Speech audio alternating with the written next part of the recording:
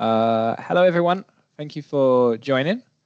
I'm just going to give a few minutes to let a few more people come in. So we'll aim to start in a couple of minutes.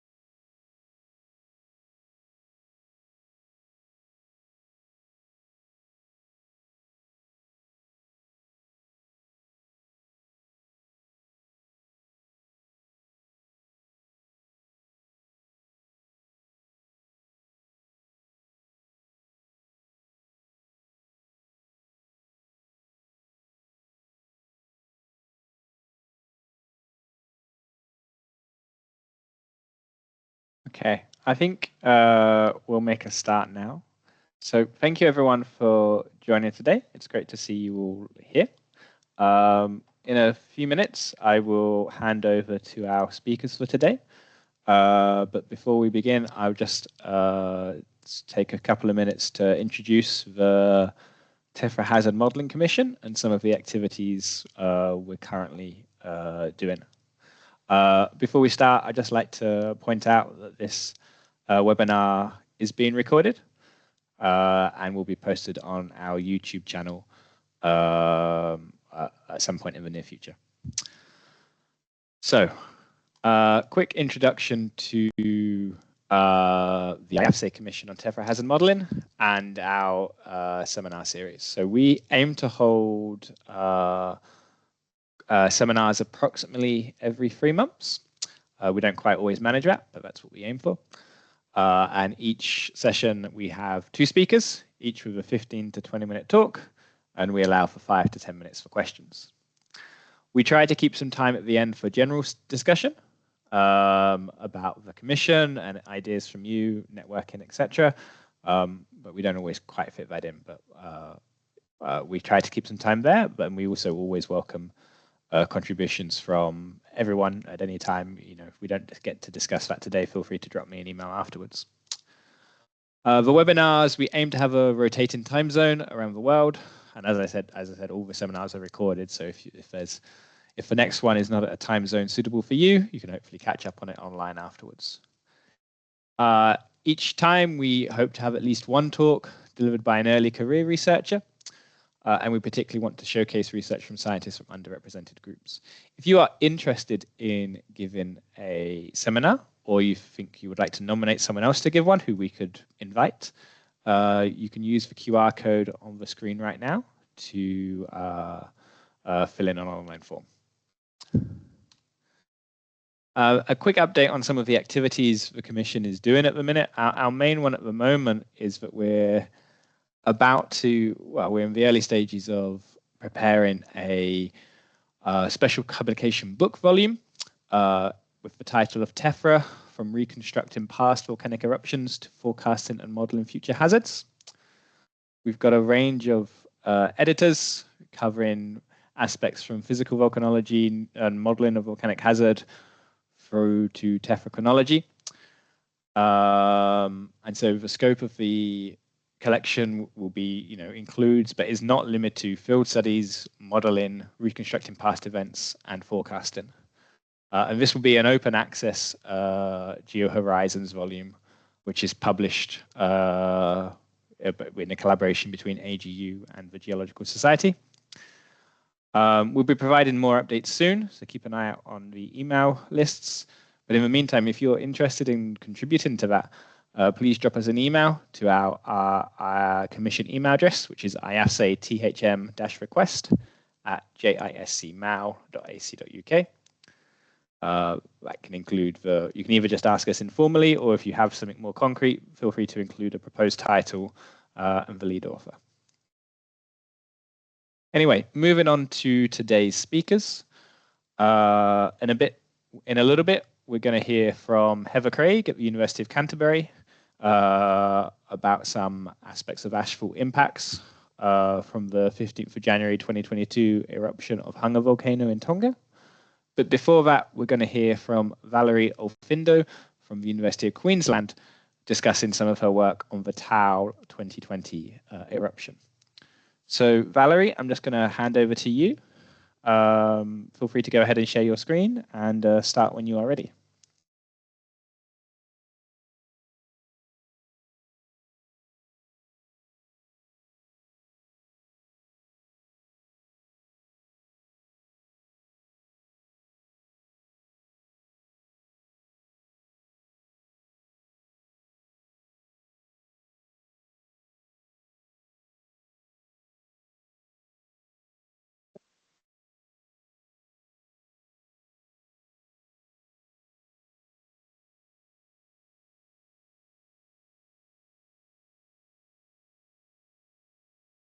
Is the audio clear? Yep, we can see the slides and we can hear you. Okay. Thank you, Dr. Jarvis, for the introduction. So you can call me Val. I'm actually also affiliated with the Philippine Institute of Volcanology and Seismology, or call it PHIVOX. I just wanted to say hi to my colleagues who are here with me in the seminar. So I've been working with the Taal 2020 Tephra eruption even before beginning with my PhD at University of Queensland. And I've been working mainly on the chemistry to determine the volcanic processes that might have triggered the eruption. So let's start. So Taal volcano is located in the Philippines, sandwiched between the Eurasian plate, the Sunda plate, and the Philippine Sea plate. Can you see my mouse? Sorry. Yes, we can. 24 active volcanoes, and one of the most active one is Taal volcano located here. So Taal volcano is situated in an area we call Bacolod Corridor. Bacolod Corridor is an extensional zone formed by the accommodating the stress due to the subduction along the Manila Trench and the left lateral Stark Slip Philippine Fault that traverses along the whole archipelago of the Philippines here. So this is Taal volcano. The main active crater is located here in the Taal volcano island, which is inside the caldera lake of Taal.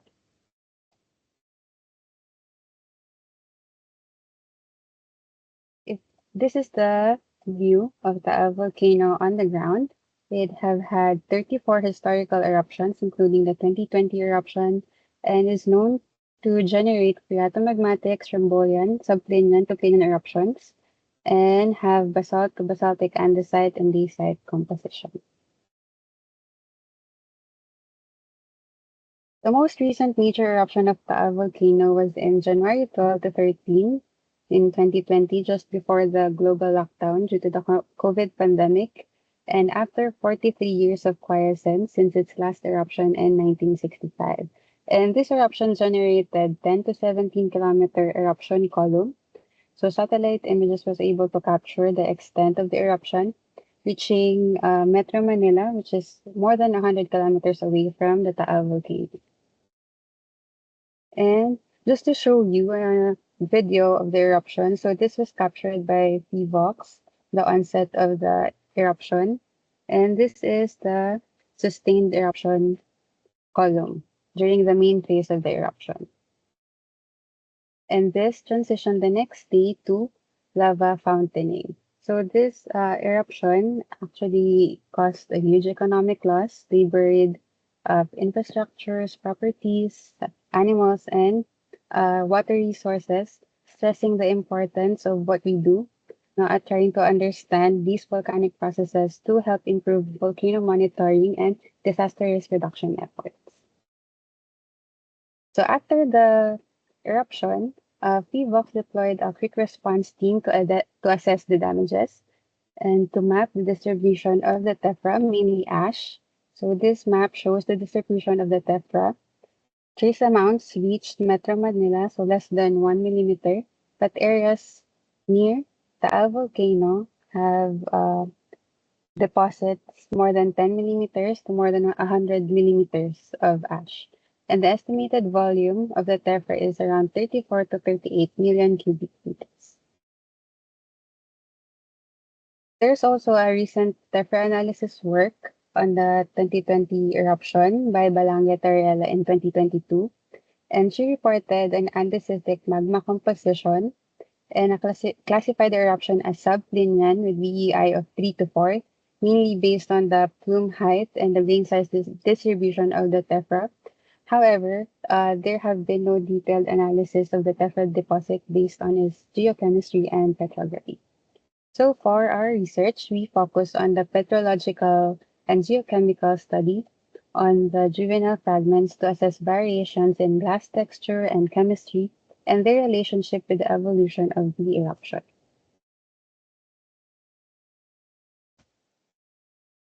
So we actually had two sets of samples, distal samples and proximal samples. The distal samples was collected during the first sampling survey in January to February 2020. So these are the yellow and pink circles here. The pink circles are the one that we were able to analyze, making sure that we have samples from different directions from Taal volcano. And then the proximal samples were collected after 3 years, and the goal was mainly to collect samples in the Taal volcano island. Conducted two main methods, petrographic analysis and geochemical analysis.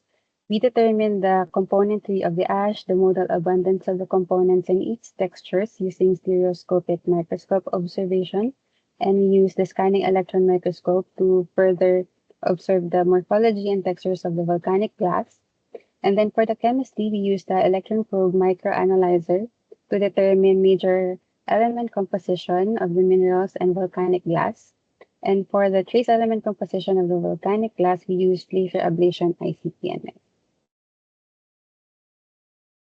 So the distal samples are generally 1 millimeter to 16 centimeter in thickness, depending on their distance from the main eruptive vent. So a representative sample is shown here. This is collected southwest of the volcano, around 10 kilometers, I think.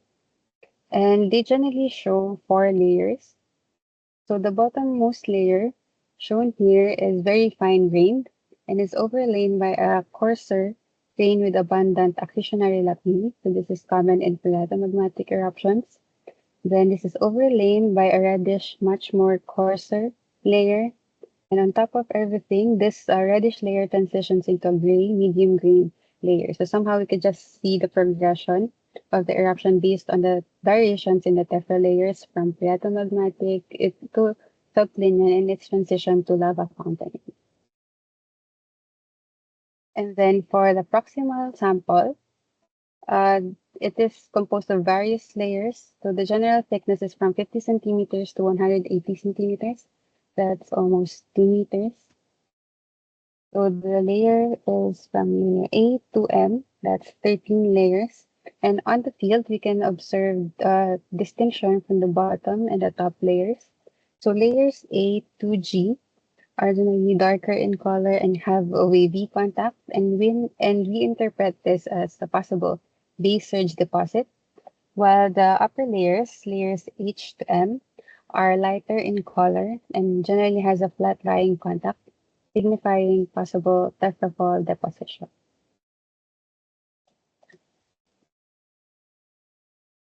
So this is what the ash samples look like under the microscope.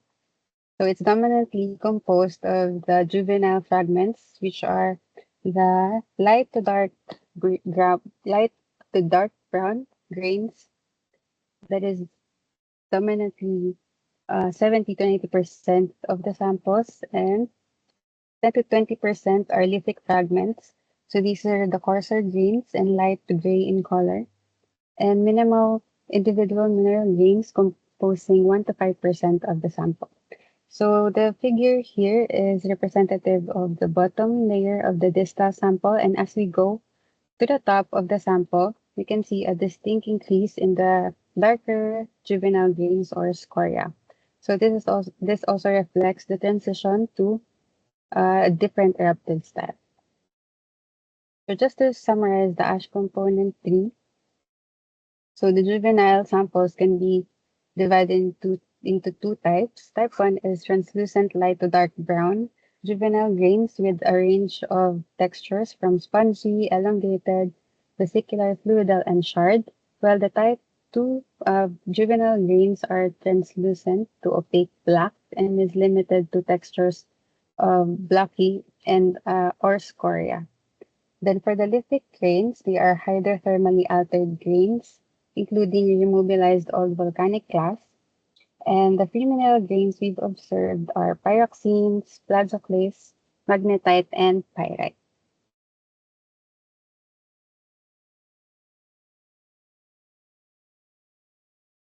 If we plot the textures of the juvenile fragments per layer and per quadrant, we can dominantly see the dominant texture is shard, which is common in phreatomagmatic eruptions due to the violent interaction of magma and water.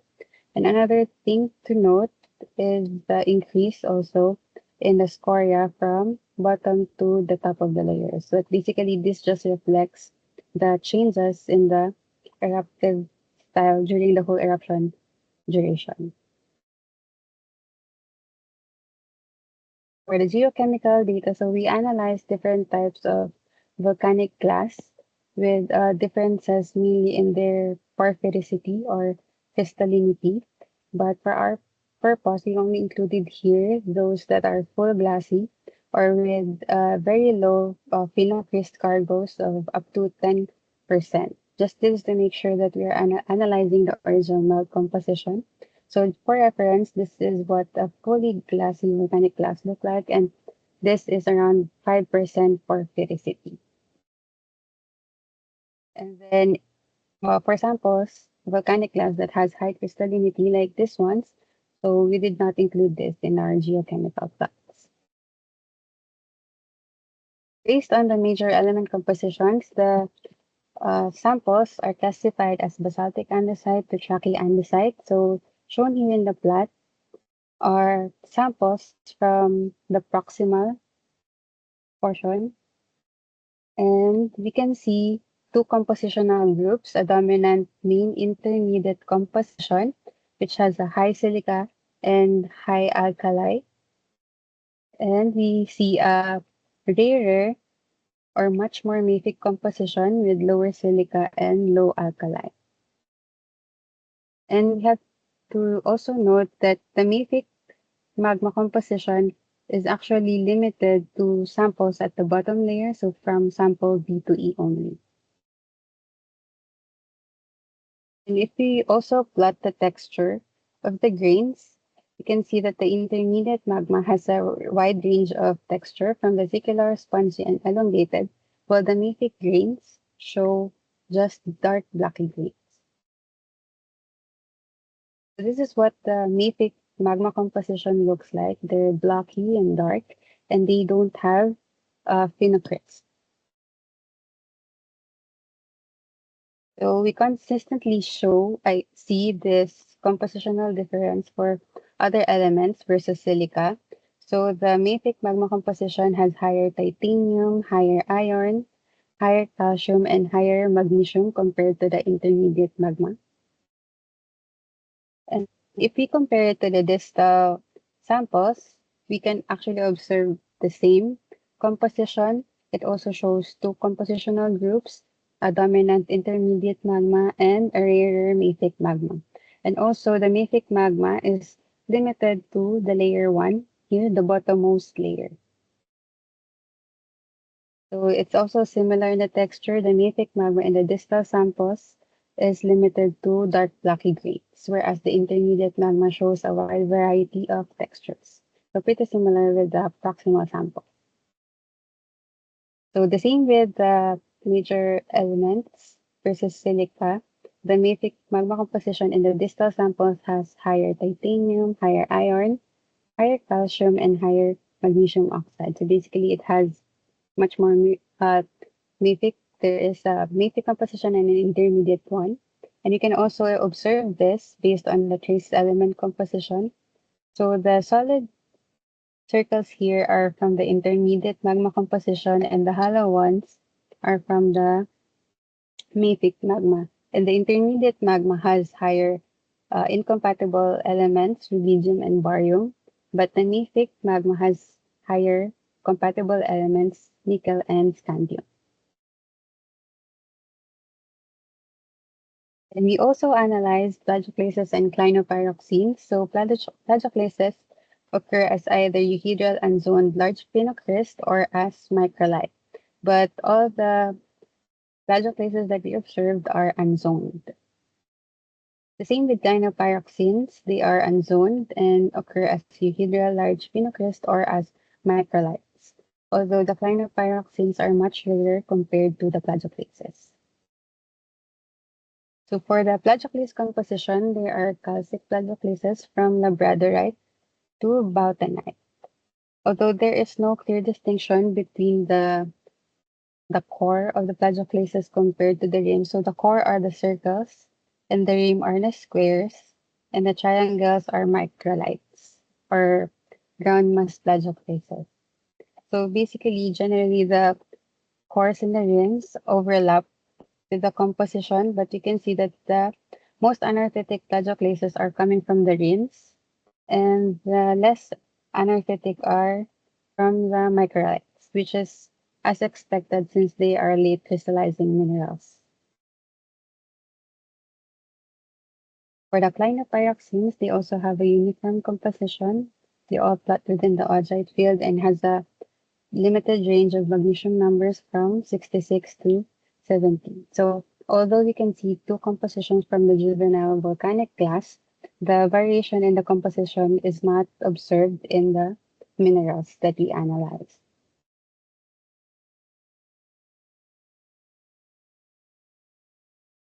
Going back to the juvenile volcanic class, so this shows the chondrite normalized rare earth element or REE patterns or the intermediate and mafic magma compositions. So they show enrichment in light relative to heavy REE with distinct uranium anomaly due to plagioclase fractionation. So you can see similar patterns for both intermediate and mafic magma composition. However, the intermediate magma has higher concentrations of trace elements, so meaning they are more fractionated. But this also means that they are genetically linked. So it's possible that the intermediate magma evolved from the mafic magma. And if we also compare them to the eruption of Taal in 1965, they also show similarities in the pattern. So it's possible that they are coming from the same source. They have evolved from the same magmatic source.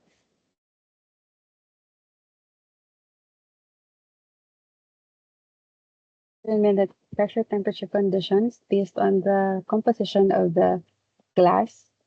This is from Weber and Blondie. And we determined the temperature and pressure of the mafic magma as 1070 to 1100 degrees Celsius, so it's hotter, and deeper, around 19 to 21 kilometers, while the intermediate magma is around 1045 to 1060 degrees Celsius, and at a shallower depth of 14 to 18 kilometers. What does the Tephra tell us? So based on the component we've observed the dominant juvenile fragments that have low phenocryst cargoes and the minerals are unzoned.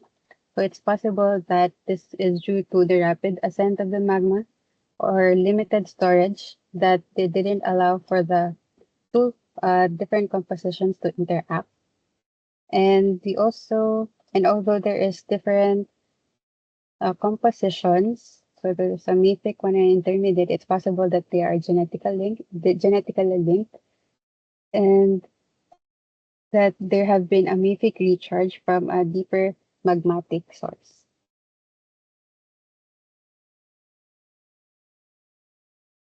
That the Taal 2020 eruption was driven by the rapid ascent of intermediate magma, which was potentially triggered by the recharge of an undegassed deeper mafic magma. So it's possible that a small batch of the magma migrated upwards towards the shallower intermediate magma, so just enough to pressurize it, causing the immediate eruption of the intermediate magma. So this mythic magma quenched right away due to the differences in the temperature. That's why it's blocky and andigas, so there's no finipris.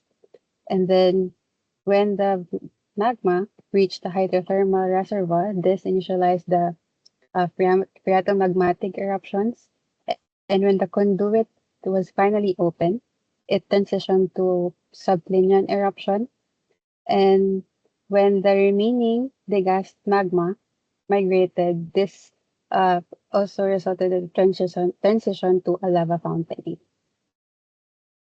Before I end my presentation, I would just like to acknowledge the team behind this research, my supervisors, Dr. Theresa Ovide and Dr. Gideon Rosenbaum, and the team from VBOX, Ms. Mariton, Ms. PJ, Kuya Rob, Mirsha, the GGRDD Volcano section, and the VBOX Quick Response team.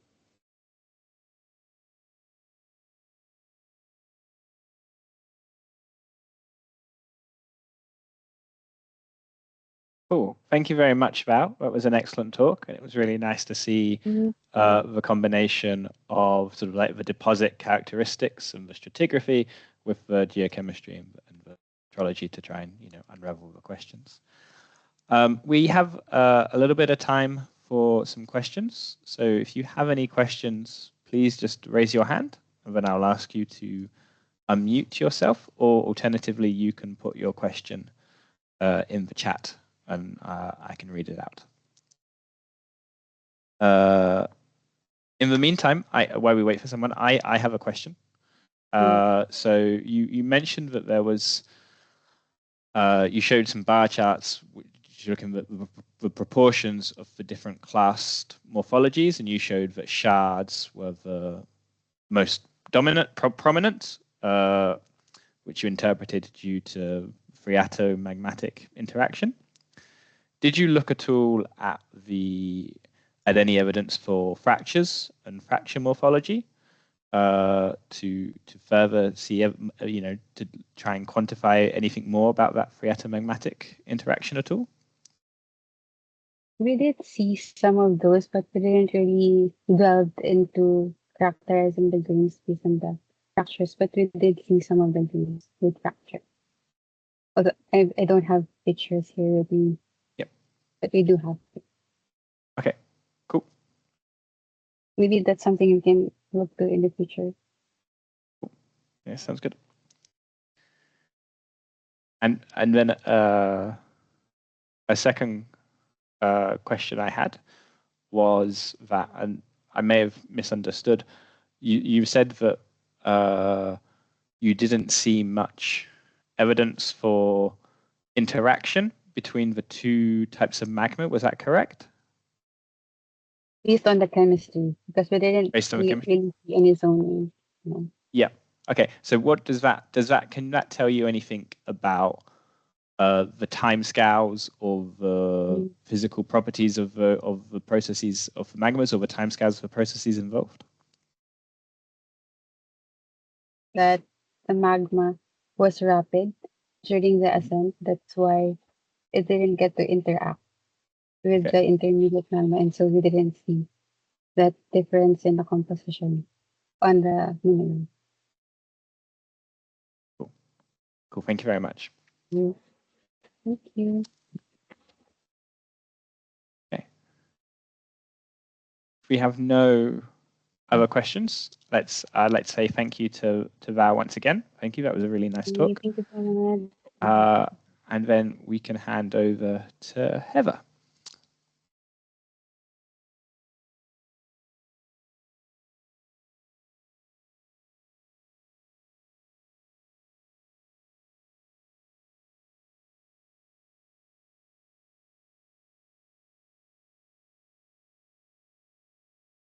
Yeah.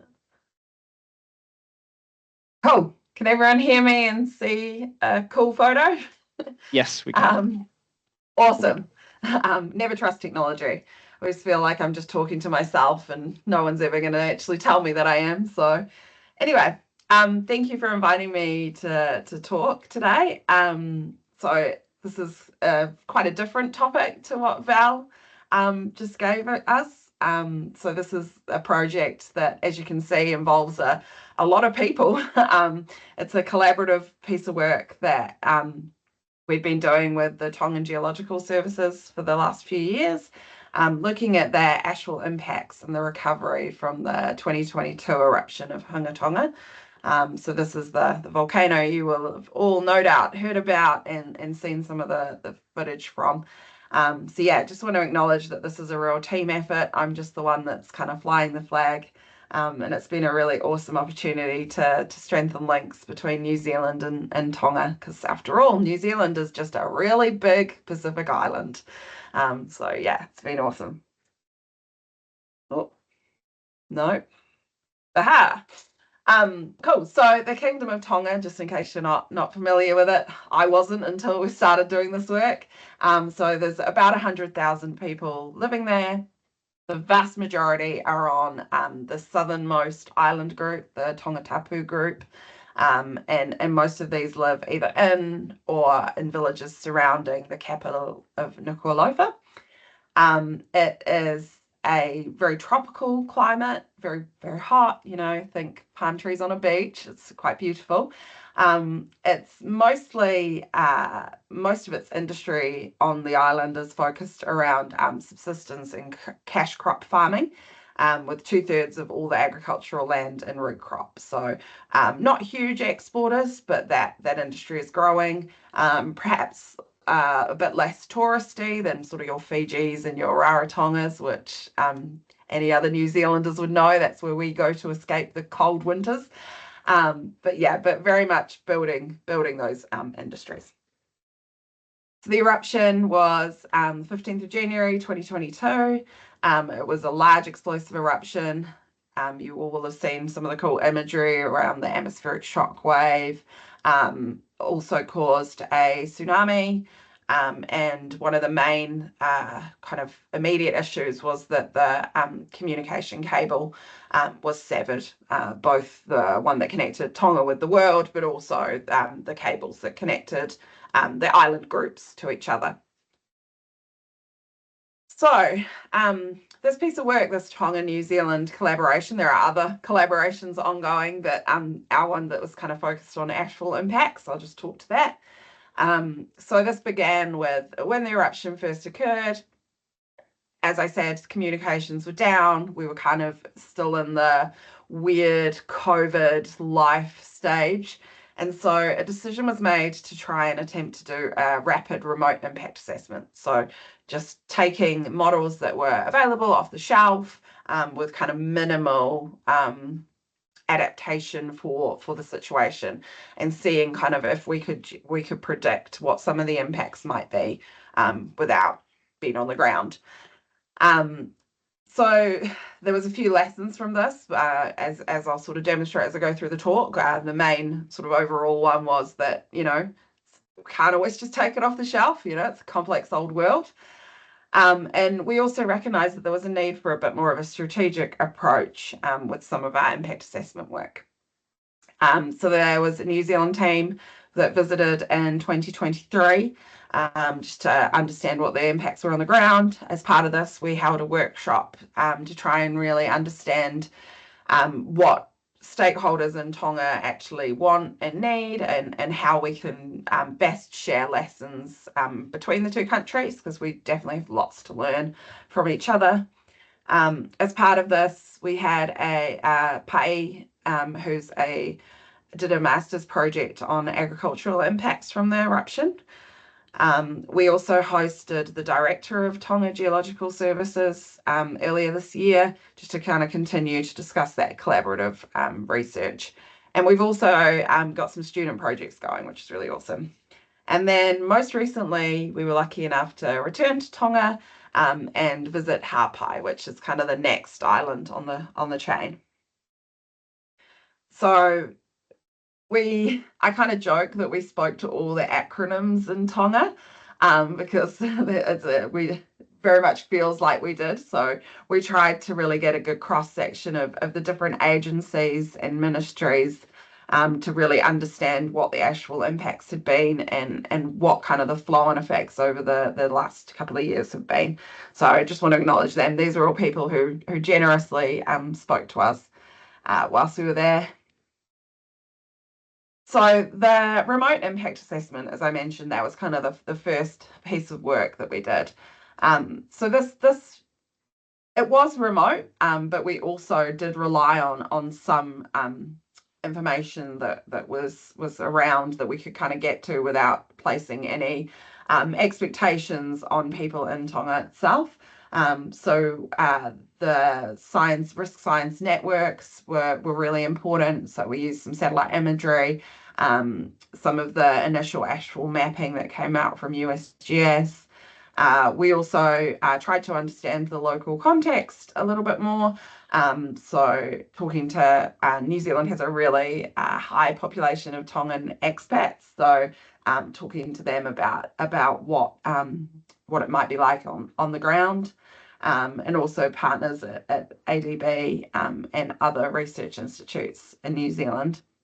We sort of brought all this together into the sort of the traditional volcanic impact assessment that you may all be familiar with. So a hazard model, our asset inventories, and our vulnerability models that we took off the shelf.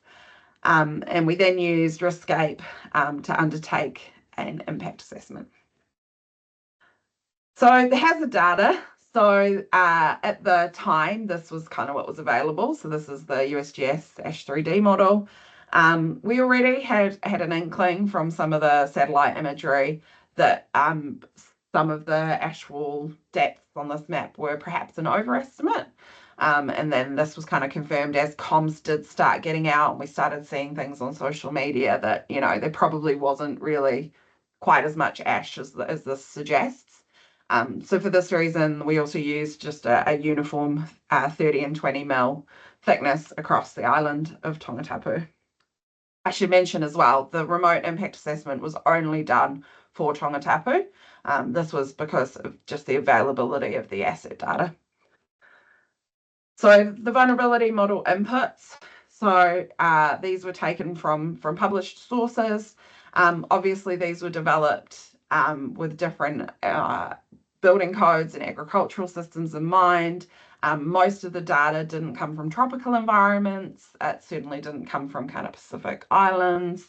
And yeah, so for this reason, critical infrastructure, we just did exposure because we recognized from the start that most of our existing models were really tailored to very specific settings, such as New Zealand. So the building loss assessments estimated that there'd be up to $7 million in damage to the buildings, the 28,000 exposed buildings. This value, when sort of spread across the exposed buildings, meant that we didn't really expect major impacts, more sort of what we call nuisance impacts, like I've got to get on the roof and clean it, yeah, that sort of thing. As I said, we did infrastructure exposure. So from this, we could see that the amount of ash on some of the electrical infrastructure exceeded the thickness where we would start to expect issues with flashover. So this could potentially cause outages by, you know, arcing on insulators, charged ash, causing power outages. We also could see that there probably would be disruption to road transport, so issues with traction and visibility. And we could see that, you know, all of the electricity in Tongatapu, except for a very small amount, is based as diesel generators. So already issues with fuel supply and also water supplies in terms of the uncovered tanks were identified. We also did remote cleanup estimates, so trying to estimate just how much material would have to be removed and put somewhere. So this ranged, as you can see, up to 729,000 cubic meters. But one of the interesting things about this is that it didn't take into account any kind of natural compaction or any just kind of environmental weathering. We also looked at what we thought the potential agricultural impacts could be. So you can see this shows the for root crops, fruit crops, and leafy vegetable crops, what the expected impact state for each of these would be. So you can see that using the ASH 3D hazard layer, you can see that that was on the thicker side, so higher loss estimates, higher probability of reaching those higher impact states. But we see even down at the lower bounds, we were, there was still quite high probabilities of reaching impact state 2, where we'd expect 30% production loss. So really highly impacted leafy vegetables, and a real worry in terms of food security for an island nation that at that time was, already struggling with supply chains due to COVID. However, this didn't consider this is just a snapshot in time using our model. It didn't consider any recovery or any potential for any positive impacts. So from this, we began to identify as on the ground reports of impacts started coming in that our vulnerability models are really not well suited to a Pacific Island context. That we really need that local and sector expertise to feed into them. It also made us think about, is there an opportunity to create some bespoke vulnerability models, and also the need to look at a more dynamic impact and recovery situations. So multi-phase eruptions, the recovery trajectories, also seasonality. Our current agricultural models, they don't take into account seasonality very well. They use very basic coefficients where it's either a growth period or it's not a growth period. But this is different in a tropical environment where things grow a lot more consistently throughout the year. There were some benefits, though. It was great to be able to have something to go on, to have some kind of estimate. It was really good at kind of getting us all together in terms of, as you can see from that list of names, there was lots of Kiwis, lots of Tongan people, but also people from other organisations. It was really awesome to kind of bring us all together around one sort of impact assessment effort. It also demonstrated the use of having the software ready to go. So having vulnerability models already that you can just grab off the shelf and rapidly deploy. But it left us with a whole bunch of questions as well. So I guess the main ones were, how can we do better? How can we improve? Like, we know that this isn't, we're not really getting the full story. How can we do better in the Pacific? And what opportunities does this present as we improve some of our understanding of the impacts and our ability to maybe potentially forecast these better? How can we then use this to catalyze resilience? We were also really keen to make sure that any work we were doing was useful and was feeding into local initiatives already. The Tongan Geological Services are such an awesome group of people to work with. They're so cool. They love their science. They love what they're doing. They also love food, which works great for me. And so it's really important that anything we did was done in partnership and was also stuff that would actually be helpful. And yeah, whilst we sort of can say broadly that the remote impact assessment wasn't perfect, kind of drilling into like the why and the how of that, and did it do better in some places and potentially less good in others. So when we visited Tongatapu, our main thing was just to look on the ground and kind of start to calibrate how bad our model was, good our model was. So with buildings, we saw some of the classic things that we would expect to see at these levels of ash. So issues with guttering systems collapsing, ash ingress indoors, very dusty environment, and then the potential for the increased corrosion. But a lot of what we saw was really hamstrung by the fact that there isn't a good understanding of what the baseline condition of the buildings was. There's only 200 buildings that had been mapped by an Asian Development Bank initiative in any kind of detail. So it's really hard to separate like where that corrosion came from, particularly, I mean, it's an island. There's a whole bunch of kind of salt air going around. But overall, we felt our remote assessment was pretty good. It was ballpark, you know. In terms of roading, there was what we expected in terms of the changes in traction. There was some surface flooding issues as ash kind of blocked up the drainage systems. Electricity was, again, kind of what we would expect. So there was issues with flashover that persisted over many weeks to months as the ash kind of was blown around on dry days. The water supply fared relatively well, the main water supply. So as we would expect from, it's a groundwater system, it's a closed system. There was no changes in pH or fluoride content seen post-eruption. One of the main issues with the water supply was just the intermittent power outages. So everything is pumped. There was also the classic that we see everywhere, that there was that spike in water demand as everyone wanted to hose the ash off their roof and their gardens. And the system only having 1 day's treated water storage was really didn't leave much redundancy. Where we saw our remote assessment maybe not so good was in the agriculture space. So there was some breakages, there was some leaf death. Breadfruit was particularly affected just because it was like ready to be harvested, and it didn't do so well with the ash coating. But overall, there was enough crops that were resilient that food security never really became an acute issue. Most farmers didn't undertake specific cleaning. They just waited for it to rain. A couple of farmers reported ploughing early, but not significantly so. So we certainly didn't see those like 30% production loss across the whole island that we predicted from our models. The health response, so this was where COVID actually became kind of handy a little bit. Because there was a whole bunch of masks on hand. So Tonga didn't actually have COVID within its borders at the time of the eruption. So it had the stockpile of the masks available.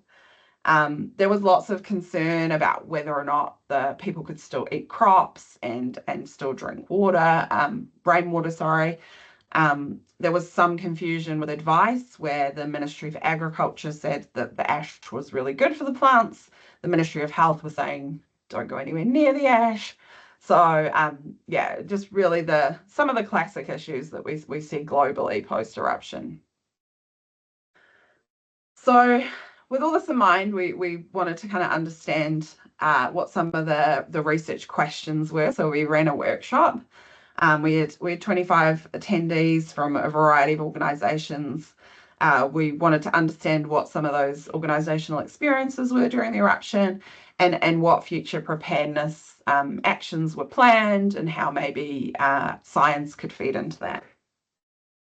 So we identified a whole bunch of needs. So the first one was the need for some kind of arrangements for rapid ash hazard characterization. So like I talked about, there was that confusion in messaging. A lot of that was driven just by the unknown, and initially no one knew what the ash's properties were and whether or not that was going to be a public health issue or not. So there isn't currently capability to do that testing in country.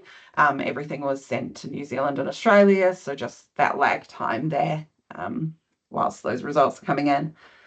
There was also a need for protocols for ongoing cleaning. So like I said, they were still cleaning the transformers many months after the eruption. The need for Tonga-specific resources. So thinking about, our messaging, a lot of it has been developed for New Zealand, making sure that is relevant to other people. And then that increased understanding of cascading impacts. So there wasn't really a good there wasn't a good recognition at an organizational level of some of those issues with how infrastructure outages could then lead to other problems like your electricity and your water. That wasn't really written into much of the planning, even though like people knew it. It wasn't kind of formally part of the organizational plan.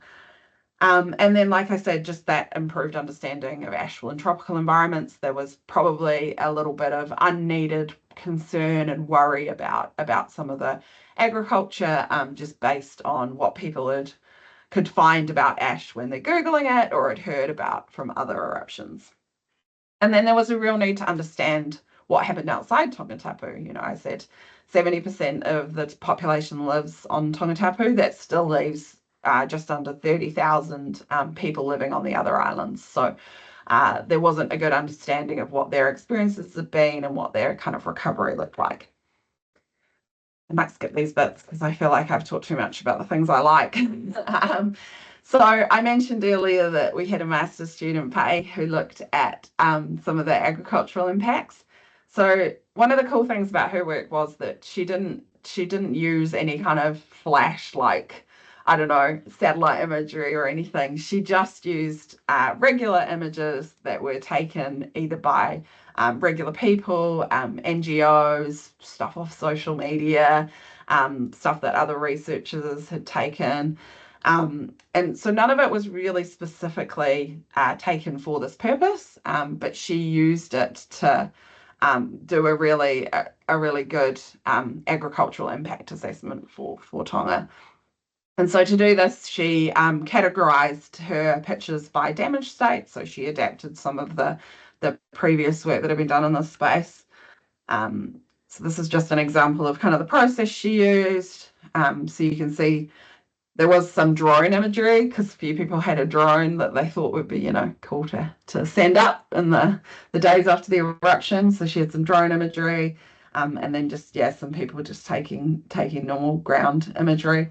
And this is kind of how she grouped them. So she identified the crop type, the group, so whether it was a tree crop or a root crop or a leafy vegetable, and what stage, what phenology, so what stage in the plant's life cycle it was at, and whether or not it was like an example of monoculture, so just one crop growing in a paddock by itself versus mixed cropping, where you might have multiple different types of crops growing together, and then finally gave them a damage state. And so from this, you could see we started to see some really interesting trends. So firstly, we saw that mixed cropping appeared to be much more resilient than just a monoculture paddocks like we would have in New Zealand.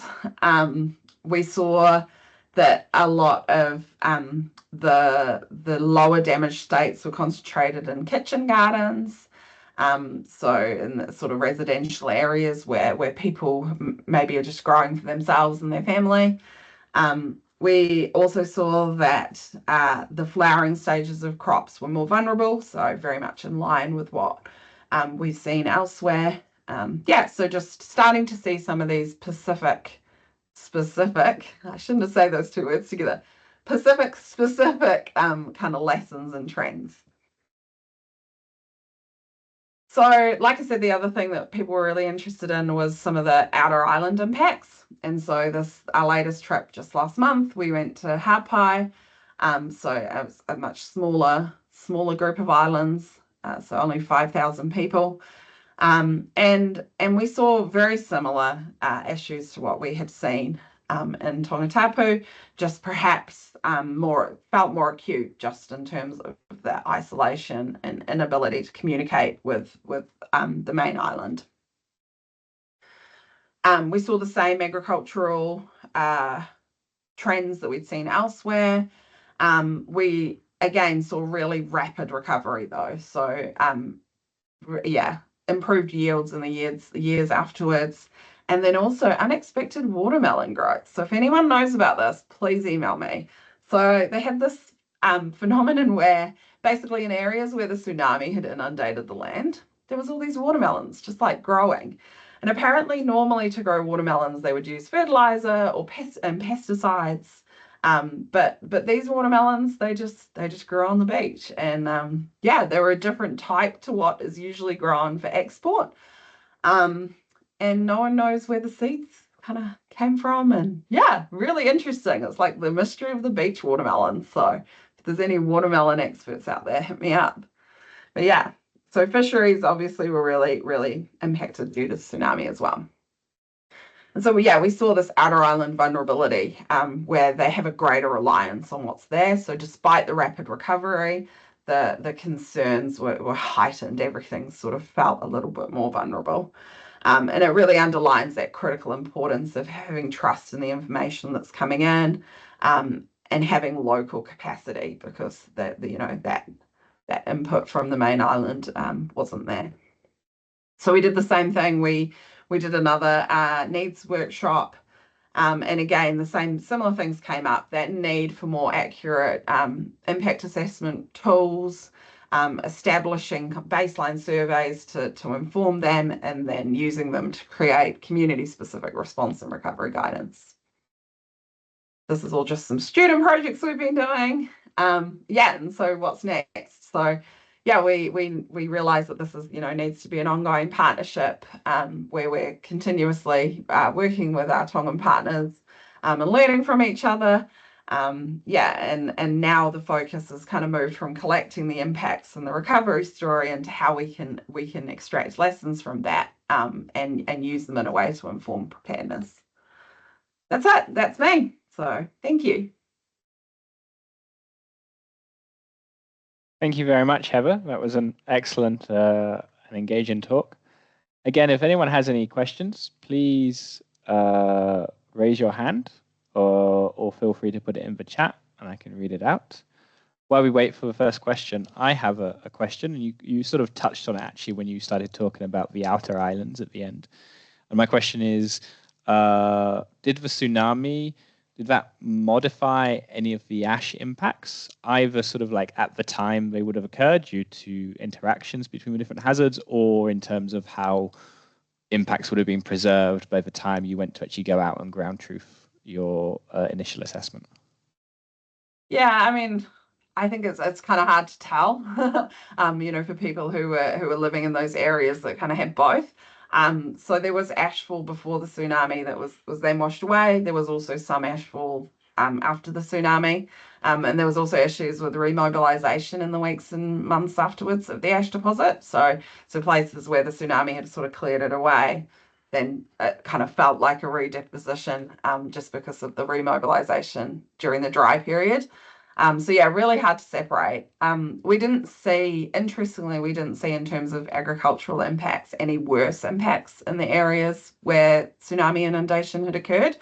So like I said about the beach watermelons, we certainly didn't see huge differences in yield between those areas a couple of years later.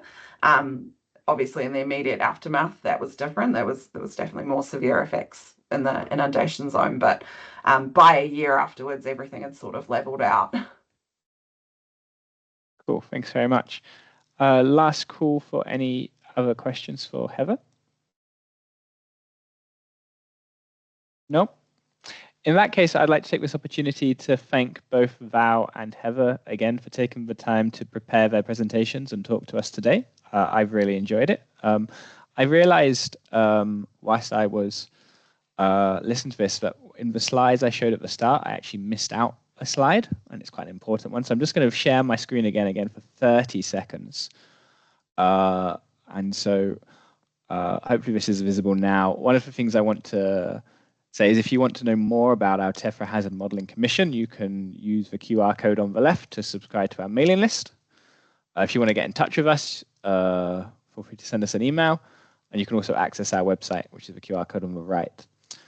Also like to point out that we currently have 3 commission leads. We have Alistair, who's at the University of Edinburgh, Thomas at the University of Oxford, and myself. I, however, am stepping down as commission lead, and we put out a call for new commission leaders prior to the IAVCEI conference earlier this year, and we're in the process of sorting that out now. So please stay tuned for further updates as to the new commission leaders going forward. We've reached the end of the hour, so I'd like to thank everyone for coming along and say a final thank you to Val and Heather. And I hope to see you all again soon. Thanks very much, everyone, and enjoy the rest of your day.